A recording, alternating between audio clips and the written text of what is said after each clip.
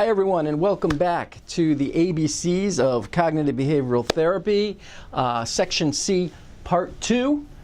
We began last section, or should I say last clip, to actually learn to incorporate these skills into our lives. Today we're going to really get into the crux of the whole system. As you can see right here is our awareness. Remember, we're aware, we think about what we're aware of, then we feel an emotion, and then we act on that emotion. All right, so right here, we're going to visit our negative. We're going to do negative. We're going to do positive one time just to show you why it doesn't really work, why positive isn't rational. And then we're going to visit the zone that we want to be in, the calm, rational zone. So let's look at this negative problem. Say somebody comes in and they have an issue, and they present me with this. Quick note, remember that we're just learning right now to challenge our thoughts. The more we do this, the more we're actually building the neurons in our brain to be able to resist negative emotion. It's a repetition. We're trying to learn a new way of thinking, right, that overrides the old way. We learn the old way, the negative, irrational way, through experience. And the more we repeat those thoughts, the quicker that negativity gets in our brain. Here, we're learning a new rational way. The more we repeat the new way of thinking, the quicker we get at being rational and feeling better and doing things that we deem as better for us. Right? Doing things that actually help us live a content life. Because contentment is really what we're looking for in life. Stability. All right? So, this person is aware that Larry, coworker Larry, is giving him a hard time at work. So Larry keeps harassing him, and he can't get any work done. Right? He can't get any work done. So what does he think about Larry harassing him? He thinks, Larry's always starting trouble. He purposely upsets me. This is terrible. This is the worst. I can't even stand going to work anymore because that Larry just drives me nuts, right? He's got a couple friends, I think, Mo and Curly too, right? So Larry is just driving him absolutely off the wall. And that thought makes this gentleman feel angry and anxious. He's upset. Okay, and the action is, the behavior is, he starts to argue with Larry. And he gets into it, and it spirals out of control. He has a bad day in general, low production, he's irritable. He goes home, and he complains to his wife. That Larry's always harassing me, I can't stand, and then he can't sleep. Right? He can't sleep. So I'm going to put no sleep. So that's the negative. But before we work on changing this, before I show you the trick, remember, you're going to plug your own problem into this system, right? Whatever it may be, it works for everything, regardless. But now I'm going to show you the positive and how that's way above. Because remember, positive's not rational. I can say I'm going to win $1 million at the racetrack this weekend. I feel lucky. I feel confident. My horse, what's a good horse name? Unicorn Sagittarius? Unicorn Sagittarius is going to win the race this weekend, and my troubles will be over. That's positive thinking.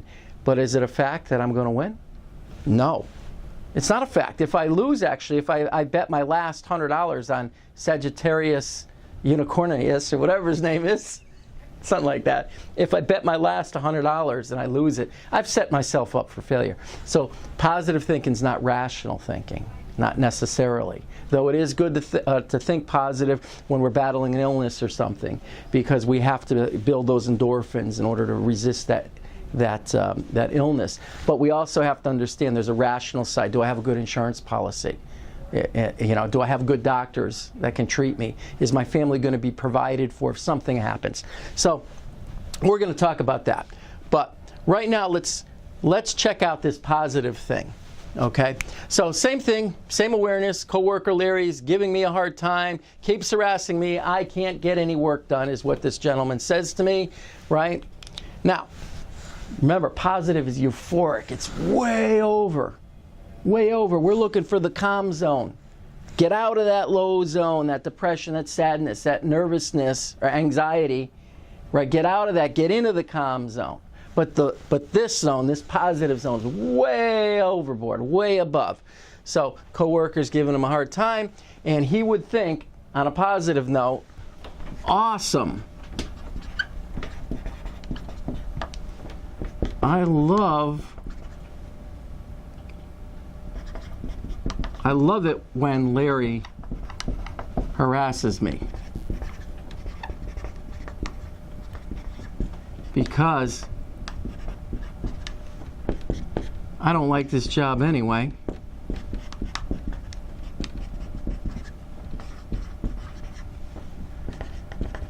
And it would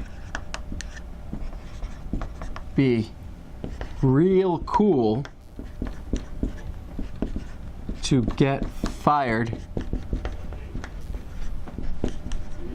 for lack of production. All right? So he thinks it's really awesome that Larry's harassing him, right? It just doesn't make any sense, right? And he feels elated. He feels happy. Free. Right? And what's he do? He keeps, if you can see that. I never claimed to be a good artist or writer. He keeps fighting with Larry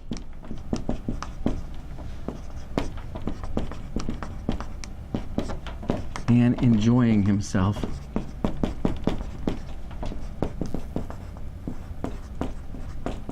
Actually, he even ups the ante. He argues and yells and screams and just has a great time because he's having fun venting, and he's hoping, well, maybe the boss will hear, and maybe I will, be out of a job by the weekend, and then I can find a new job where I can make a lot of money. You see, it's way overboard. It's way over, right? It really doesn't make much sense. People will use this, though, for defense mechanisms, right? If they lose a pet that they love very much, or somebody breaks up with them, they'll be like, oh, this is fantastic. Now I'm free. I don't have to walk the animal anymore, even though I love this animal a lot, right? Or I don't have to date this person anymore, even though I've been with them for years and I didn't see it coming, but that means I'm free. And then what they do is they'll go out and they'll meet somebody else like quickly, or they'll buy another animal if they lose their animal, their pet. They'll buy it that night.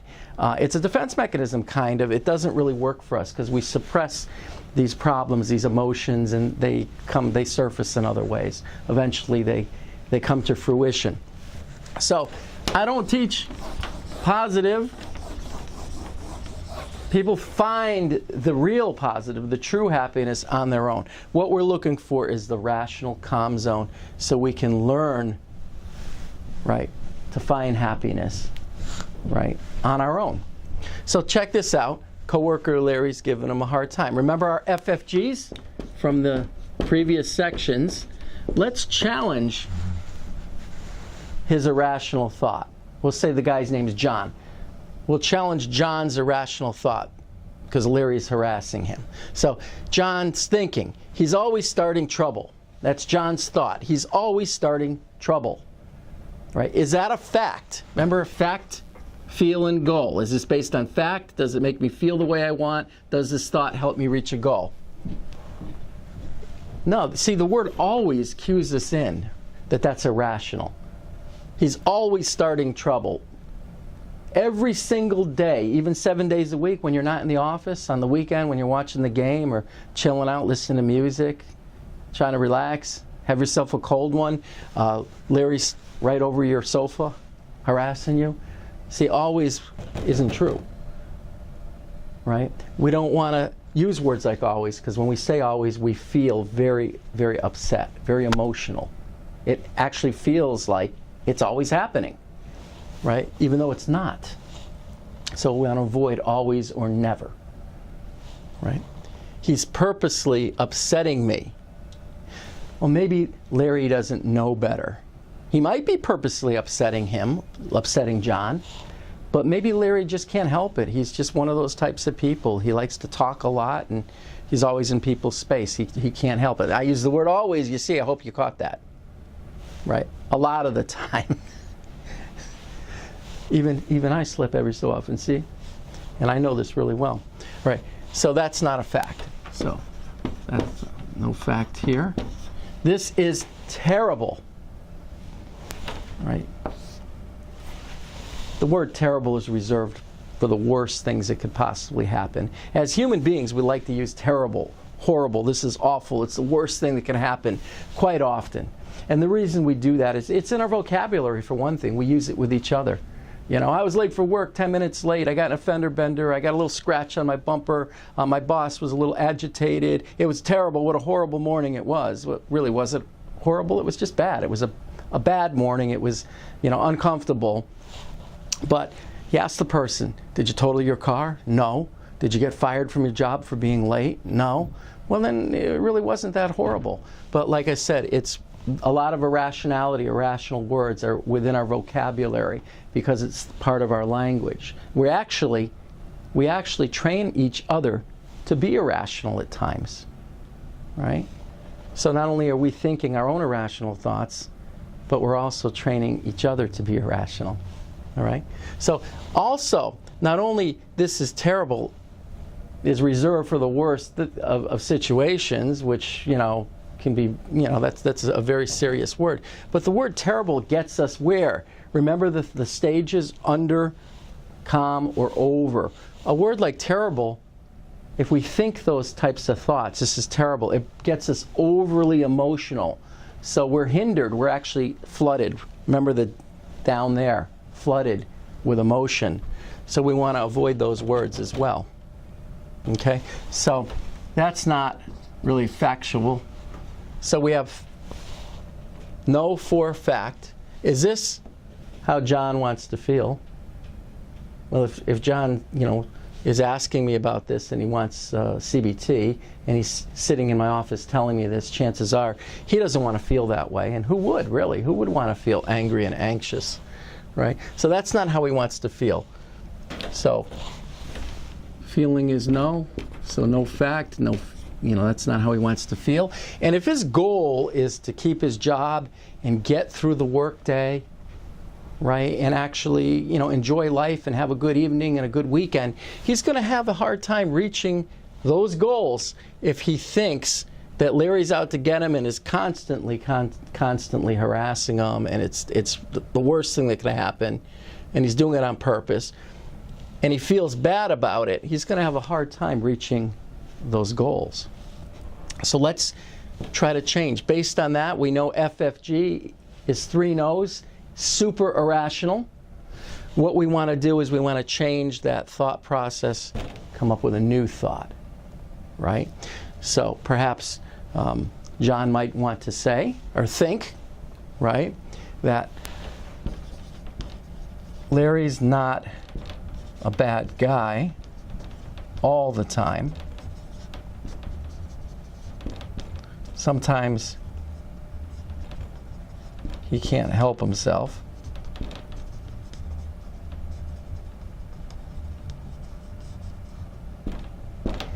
Right? I can tolerate him because I have for quite a while now. And if he doesn't stop, I'll have to have a talk with Larry and tell him to chill out, relax. That we have work to do and we have to get it done. So to be assertive.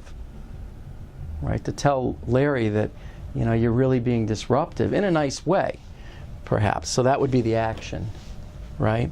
So Larry's not bad all the time. Sometimes he can't help himself. I can tolerate him.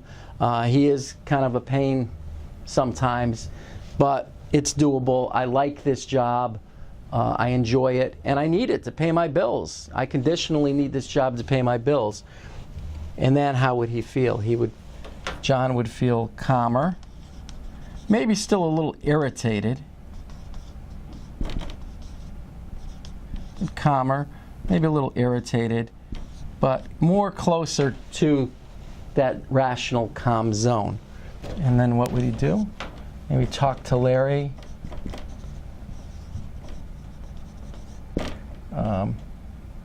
Maybe he can learn relaxation of some sort.